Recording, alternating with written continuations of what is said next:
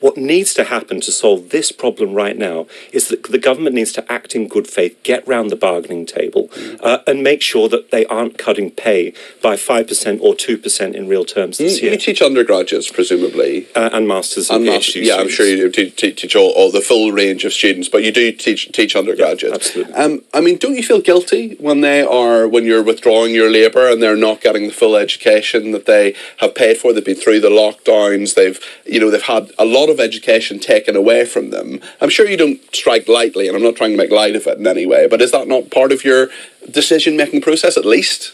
Well, Peter, you've got to imagine that there's enormous student support for the strikes in universities, as there is teacher support and support from all across the public for the nurses and the border staff and so on to get fair pay, because students and staff fundamentally have the same interests at heart. Student fees have been soaring since 2010. They've tripled for home students. They are up at rates of £25,000 often for international students. And students are seeing that their fees are not going into their teaching. It's not going into teacher pay. It's not going into research. And this is part of the wider problem of the growth in income inequality. What we need to do in the short term is get the government around the bargaining table to bargain in good faith and not keep hoarding all the money for its business interests in the banking sector.